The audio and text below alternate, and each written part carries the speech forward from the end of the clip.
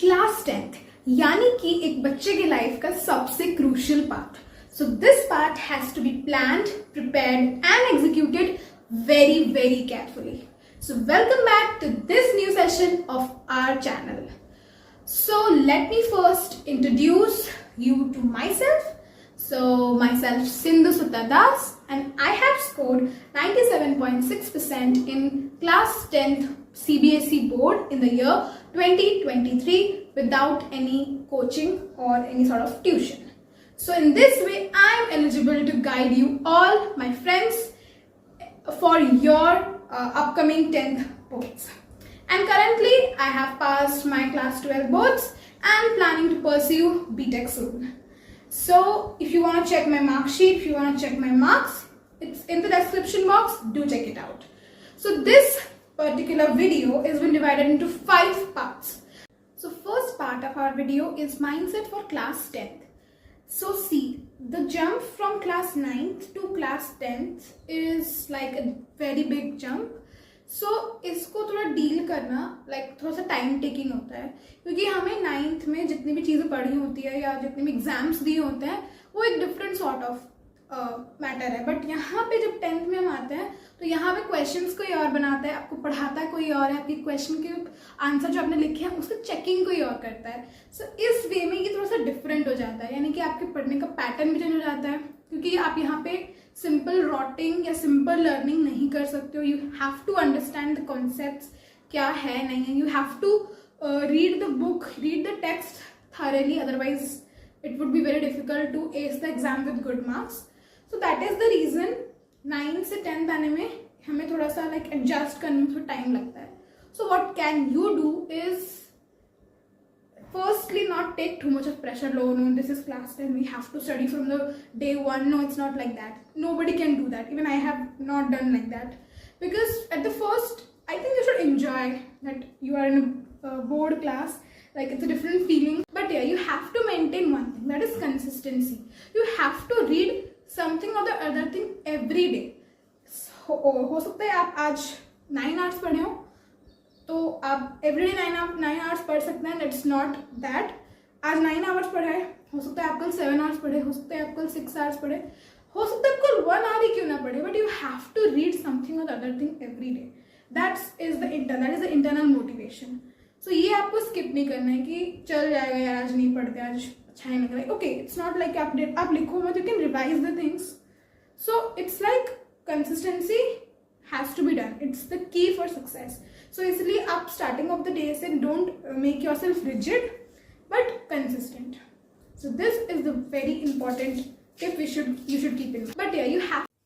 So the next part of our video is prerequisites, यानी कि कुछ प्री प्लान की हुई चीजें जो हमें अपने एकेडमिक सेशन को शुरू करने से पहले चाहिए होगा, जिसकी लिस्ट में सबसे पहला है एनसीईआरटी बुक्स. बहुत लोग इसे इग्नोर करते हैं कि हमारे पास पीडीएफ है, हमारे पास एनसीईआरटी ऐप है, हम उससे स्टडी कर लेंगे, और we have even short notes available online from different resources. But at the end if you really want to score good marks in class 10 boards, then you have to buy the NCERT books, यानी कि उसकी hard copy. It's not like कि आपने loose sheets पे print करवा लिया, उसको staple करके यूज करो. Not like that, because NCERT books are even very cheap, in very low cost you can get those books in combo. So इसलिए NCERT. सो इस लिस्ट पे सेकेंड नंबर पर है रफ नोटबुक्स. हम सबको तो पता ही है कि स्कूल की क्लास की नोटबुक्स जो होती है वो अलग होती है, जो कि टीचर के पास सबमिट होती है. तो वो आपको मेक श्योर करना है कि आपने अच्छे से उसमें नोट्स बनाया है, सारा चीज़ें अप टू डेट करके लिखा हुआ है, ताकि आपको eight the end of the session में कोई प्रॉब्लम ना आए. और आपको क्या करना है, इसके साथ एक रफ नोटबुक रखना है, यानी कि आप घर पे जो प्रैक्टिस करोगे उसके लिए आपको अलग से फिजिक्स की, केमिस्ट्री की, बायो की, मैथ्स की और जो भी लैंग्वेज सब्जेक्ट आपका है उन सबके लिए अलग नोटबुक बना के रखना है. इट्स नॉट लाइक कि आपको बहुत कॉस्टली नोटबुक्स लेनी है या फिर बहुत ही महंगा वाला लेना है. आप कोई भी नॉर्मल जो आजकल रिसाइक्लेबल पेपर से बने हुए नोटबुक्स आते हैं वो आप यूज़ कर सकते हो. इससे होगा ये कि आप जब कुछ प्रैक्टिस करेंगे ना तो आपका वहाँ पे एक रिकॉर्ड होकर रह जाएगा. सपोज आपको अभी आपका क्लास टेस्ट आने वाला है या कोई कुछ रिवीजन होने वाला है क्लास में, कुछ भी होने वाला है, तो आपको और एक बार रिवीजन करने की ज़रूरत नहीं है, आपने ऑलरेडी किया हुआ है, आप उसको दोबारा रिव्यू कर सकते हो. सो रफ नोटबुक्स का होना बहुत ज़रूरी है। हाँ, सो इस लिस्ट पे थर्ड नंबर पर है इंपॉर्टेंट स्टेशनरीज, जो कि हम मैक्सिमम लोग अवॉइड कर देते हैं। तो मैं आपको ये नहीं बोल रही कि आप बहुत सारे फैंसी अट्रैक्टिव स्टेशनरीज खरीदो, जो भी दुकान में अवेलेबल हो सब उठा लो। No, not like that. कुछ बेसिक एक्सेसरीज होती हैं जो हमारे पास होनी चाहिए, ताकि हम अपने काम को और थोड़ा सा ऑर्गेनाइज बना सके। जैसे कि हमारे पास हाईलाइटर्स, इट्स नॉट लाइक कि आपके पास 20 कलर्स ऑफ हाईलाइटर हो, only 2 colours of highlighter, 2 different colours के हाईलाइटर आपके पास होने चाहिए।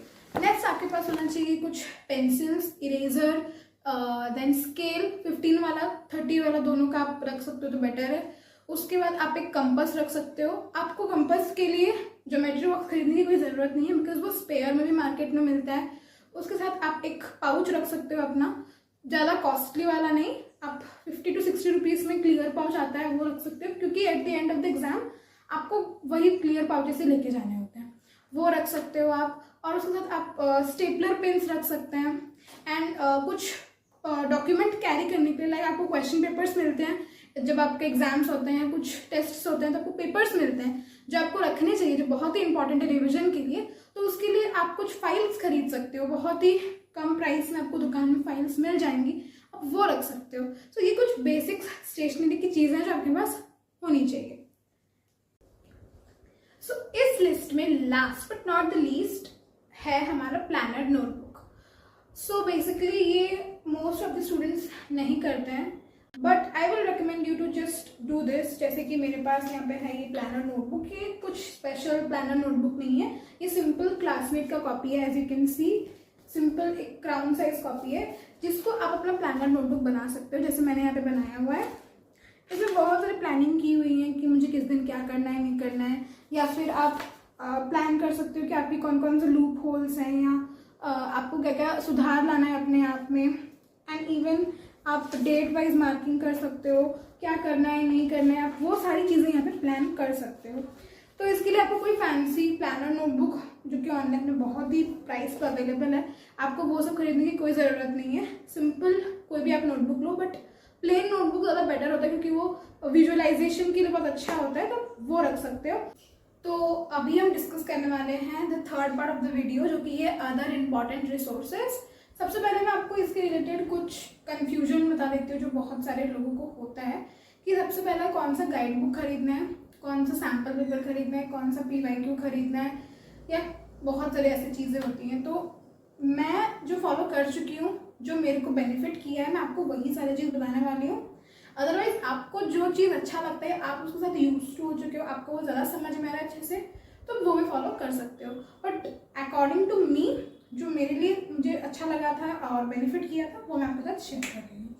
सो सबसे पहले हम डिस्कस करने वाले हैं PYQ बुक्स के बारे में।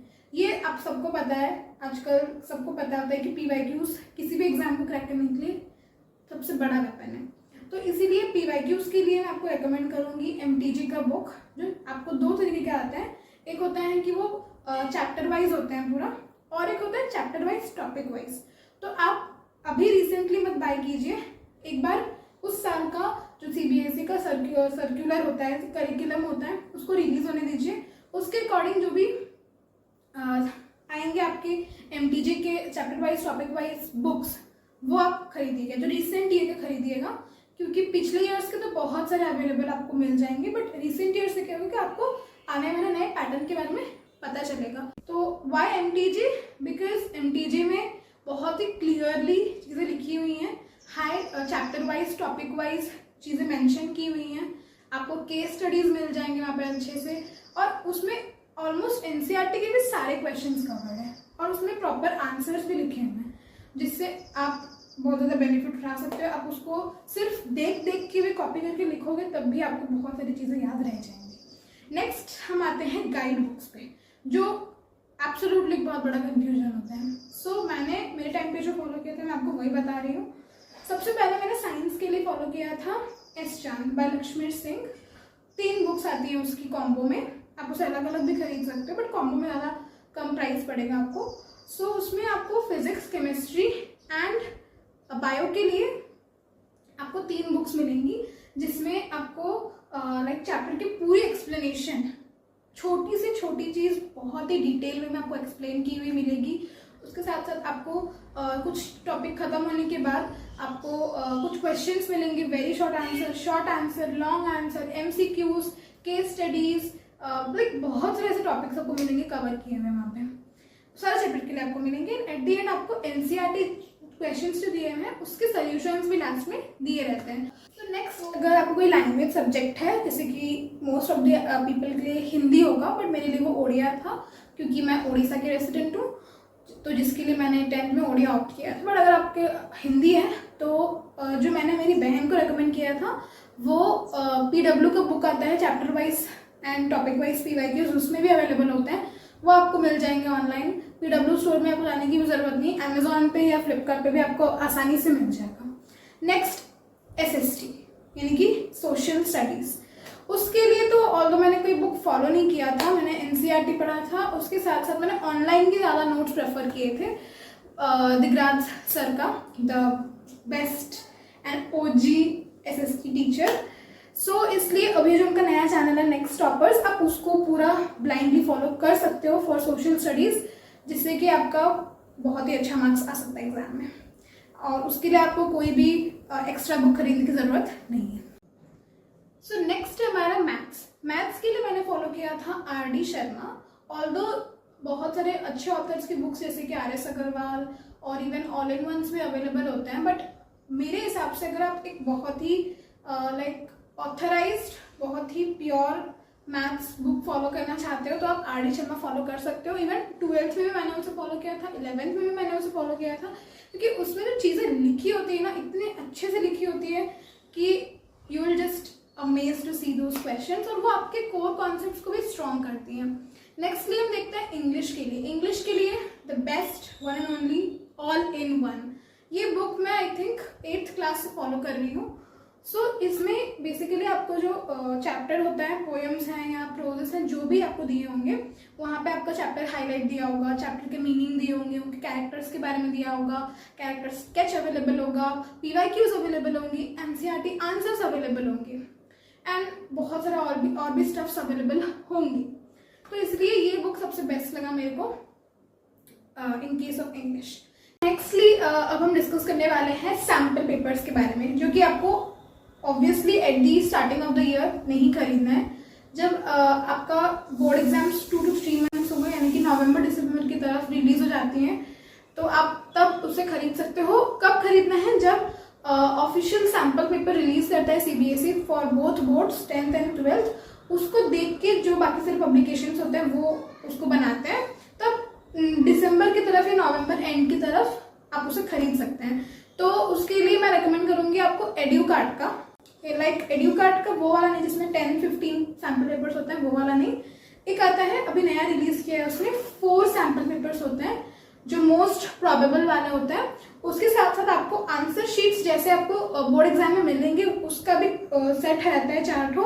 Along with that board exam में आपको सबसे टॉप पे एक पेज दिया जाएगा जिसको आपको फिल करना है with your details like roll number, school code, subject code, your name, your father's name and your signature. ये सब बहुत सारी चीज़ें आपको फिल करनी रहेंगी। उसका डेमो देने के लिए भी उन्होंने वहाँ पे सेट्स में सारे इंक्लूड किए हुए हैं, तो वो आप खरीद सकते हो। बिकॉज मैंने MTG का खरीदा था इन my class 11th and 12th, जो उतना अच्छा बेटर नहीं पड़ा, because 15 sample papers it's like tough to practice all of those. So अगर आप वर्थ फॉर मनी चाहते हो तो आप MTG का, सॉरी नॉट MTG, एड्यूकार्ट का 4 सैम्पल पेपर्स मोस्ट प्रोबेबल वाला खरीद सकते हो। सो ये तो हो गया हमारा ऑफलाइन रिसोर्सेज। तो अब हम डिस्कस करने वाले हैं कुछ ऑनलाइन रिसोर्सेज के बारे में, यानी कि कौन से यूट्यूब चैनल या नोट्स आप फॉलो कर सकते हो। सबसे पहले हम बात करेंगे साइंस के बारे में, जिसके लिए आप फॉलो कर सकते हो PW चैनल को। उसमें बहुत अच्छे से लेक्चर्स अपलोडेड हैं, समझाया भी अच्छे से हुआ है। और उसके बाद आप फॉलो कर सकते हो साइंस एंड फन एजुकेशन, जो कि आशु सर पढ़ाते हैं by doing some experiments also, जो बहुत ही इंटरेस्टिंग लगता है पढ़ने में, वो फॉलो कर सकते हो। कब फॉलो करना है? जब आप क्लास में ऑलरेडी 80% समझ चुके हो। क्लास में अच्छे से समझना ही सबसे फर्स्ट फॉरमोस्ट स्टेप होना चाहिए आपका।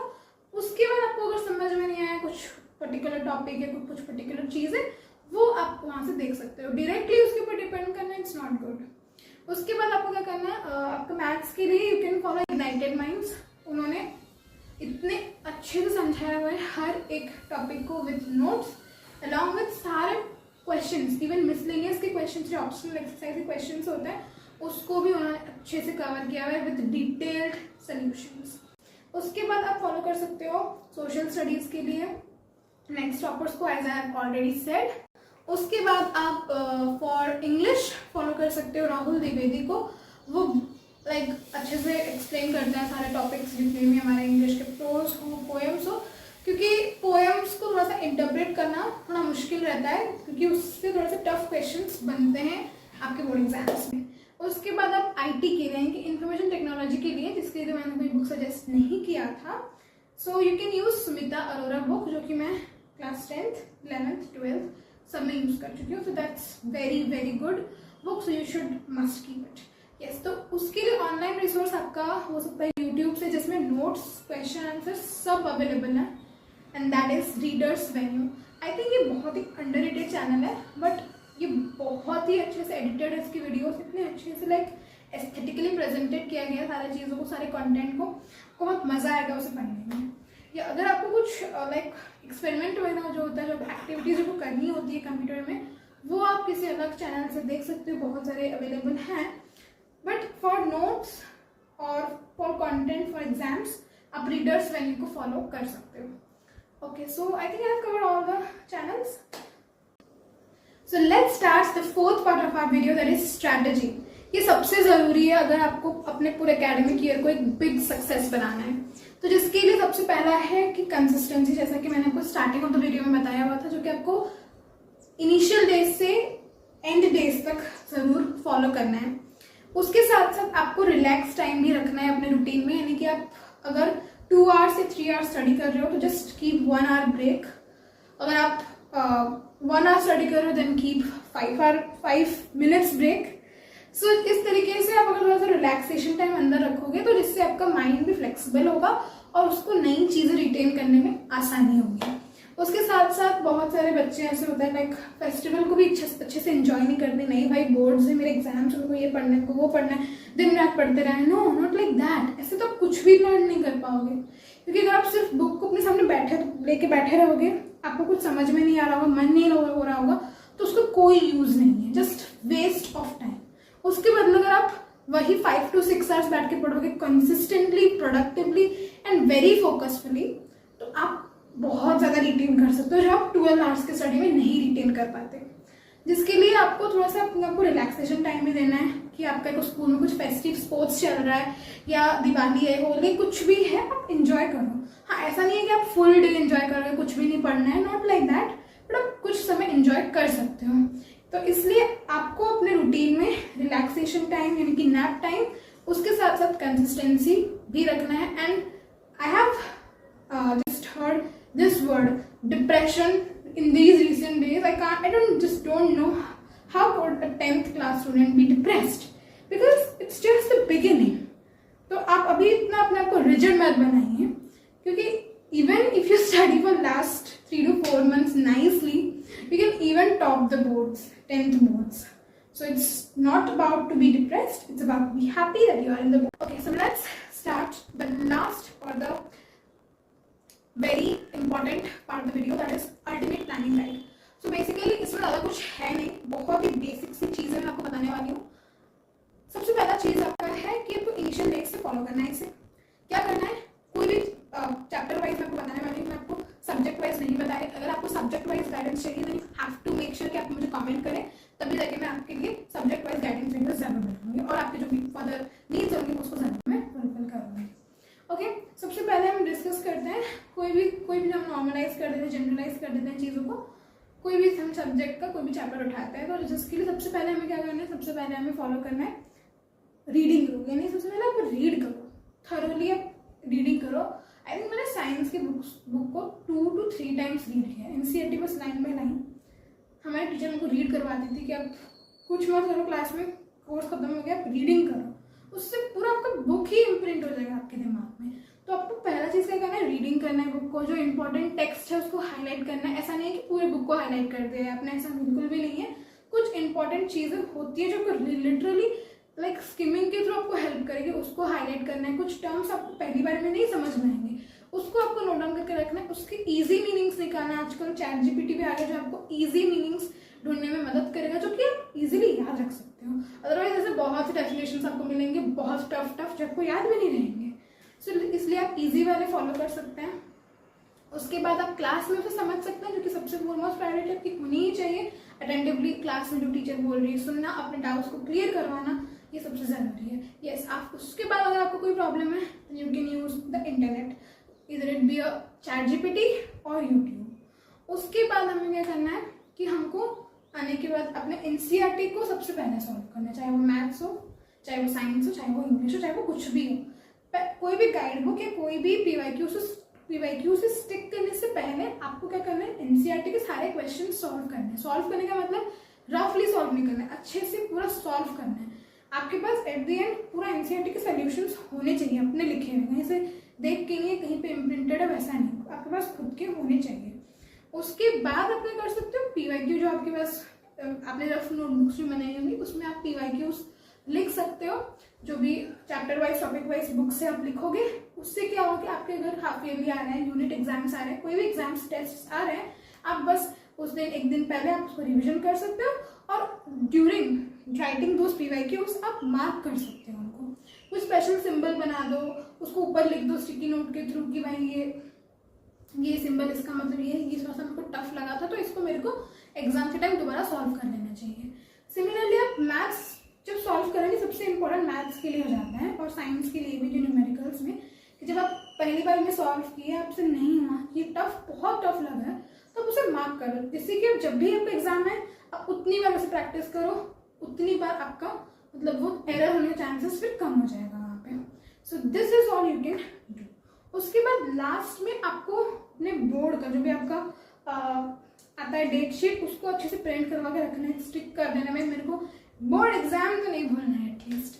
तो इसलिए कुछ बहुत सारे गैप्स रहते हैं उनके बीच में, आप उनमें फिर से जो पीवाईक्यूज आपने किए हुए हैं आप दोबारा उन्हें कर सकते हो। कुछ सैम्पल पेपर्स जो हमें लगाना चाहिए वो आप लगा सकते हैं कहीं और गूगल में you can find numerous sample papers, numerous for every year 10 to 15 तो फ्री में आपको मिल जाएंगे, वो आप सॉल्व कर सकते हो। या फिर आप पीवाईक्यू जो आपने पहले से किए हुए थे उसको रीसॉल्व कर सकते हो। और मैथ्स टेक्स्ट बुक को फुल्ली सॉल्व करना है आपको 2 to 3 टाइम्स, मिनिमम 2 टाइम्स तो सॉल्व करना ही करना है, तभी जाके आप मैथ्स में थोड़ा सा अच्छा स्कोर कर पाओगे। So that's all for the day and I hope you all guys have like this video. Thank you, subscribe our channel and do comment what all videos you need on this topic and I'll just make it for you. Thank you and bye.